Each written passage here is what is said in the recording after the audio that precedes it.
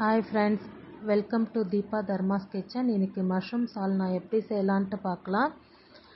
இந்த மாதிரி நான் செய்கிற மாதிரி நீங்கள் செஞ்சு பாருங்கள். அதுக்கு தேவையான பொருள்: தக்காளி, பச்சை மிளகா ஒரு 6, வெங்காயம் ஒரு 4, பூண்டு, இஞ்சி. உங்களுக்கு தேவைக்கேற்ப எடுத்துக்கோங்க. எண்ணெய் ஊற்றிக்கோங்க. ஒரு கடாயில் எண்ணெய் ஊற்றிக்கிட்டு சோம்பு போட்டுக்கோங்க. சோம்பு சும்மா கொஞ்சமாக போட்டுக்கோங்க, ரொம்ப போடாதீங்க. அப்புறம் ரொம்ப வாசனை வரும், சோம்பு வாசனை. கொஞ்சமாக போட்டுக்கோங்க சோம்பு. நான் செய்கிற மாதிரியே நீங்கள் செஞ்சு பாருங்கள், வீட்டில் உங்களுக்கும் நல்லா வரும் டேஸ்ட்டு. சோம்பு நல்லா செவந்த உடனே பச்சை மிளகா, பூண்டு, இஞ்சி இது 3த்தையும் போட்டுக்கோங்க. பச்சை மிளகா போட்டுக்கோங்க, பூண்டு, இஞ்சி போட்டுக்கோங்க. பச்சை மிளகா முழுசாக போடுறதுனால வெடிக்கும், கொஞ்சம் தள்ளி இருங்க. போட்டு பூண்டு போட்டுக்கிட்டு நல்லா கொஞ்சம் வதங்கட்டும். வதங்கினோடனே வெங்காயம், தக்காளி போட்டுக்கோங்க. ரெண்டுத்தையும் ஒன்றா சேர்த்தே போட்டுக்கோங்க. உப்பு போட்டுக்கோங்க, தேவையான அளவு உப்பு போட்டுக்கோங்க. இப்போ இந்த மசாலாவுக்கு நம்ம அரைக்கிறதுக்கு தேவையான அளவு மட்டும் நான் இப்போதைக்கு உப்பு போட்டுக்கிறேன். அப்போ தான் உப்பு போட்டால் தான் அதோட நல்லாயிருக்கும் உங்களுக்கு அந்த டேஸ்ட்டு.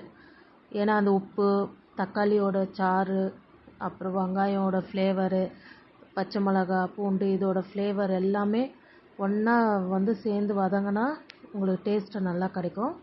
அப்புறம் தேங்காய் ஒரு 1/2 மூடி போட்டிருக்கேன். இன்றைக்கி 8 பேருக்கு செய்கிறேன் நான், அதனால் ஒரு 8 பேர் நல்லா தாராளமாக சாப்பிட்லாம். முந்திரி ஒரு 10 முந்திரி எடுத்துருக்கேன். போட்டு கொஞ்சம் வதக்குங்க, ரொம்ப வதக்காதீங்க. அப்புறம் தேங்காவோட ஃப்ளேவர் வேறு மாதிரி ஆகிடும். கொத்தமல்லி போட்டு ஆஃப் பண்ணிவிடுங்க. அந்த ஹீட்லேயே கொத்தமல்லி கொஞ்சம் நல்லா வதங்கிடும். அப்புறம் அரைச்சி எடுத்துக்கோங்க. இப்போ நம்ம தாளிச்சிடலாம். ஒரு கடாய், ஒரு குக்கரில் எண்ணெய் ஊற்றிக்கோங்க. பட்டை, லவங்கம், கல்பாசி, ஏலக்காய், பிரிந்தி இலை போட்டுக்கோங்க. உங்களுக்கு என்ன ஸ்பைசஸ் இருக்கோ எல்லாமே போட்டுக்கோங்க. போட்டுட்டு ஒரு வெங்காயம், ஒரு தக்காளி கட் பண்ணி வச்சுருக்கேன். கருவேப்பிலை, இது 3த்தையும் போட்டு ஒன்றா போட்டுக்கோங்க. போட்டு உப்பு இதுக்கு தேவையான அளவு சேர்த்துக்கோங்க. ஏன்னா நான் அதுக்கு மட்டும் தான் உப்பு சேர்த்தேன். இப்போ நீங்கள் இதுக்கு தேவையான அளவு நீங்கள் உப்பு சேர்த்துக்கோங்க. நல்லா வதக்குங்க. நல்லா மேஷ் ஆகிற அளவுக்கு வதக்குங்க.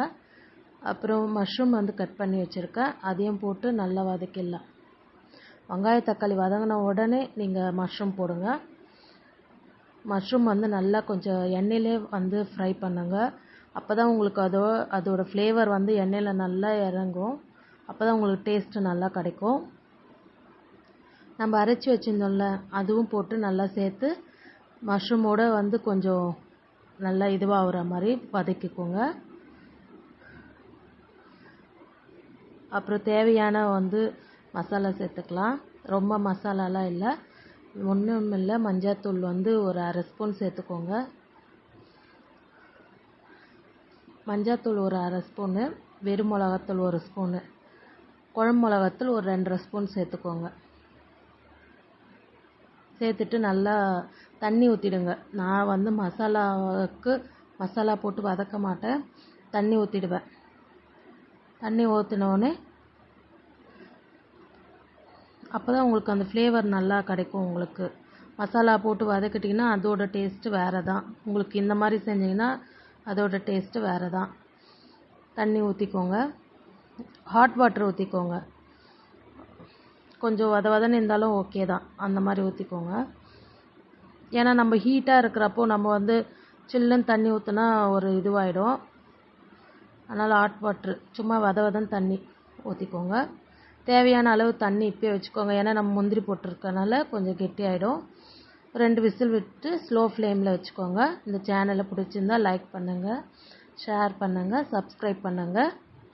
தேங்க்யூ.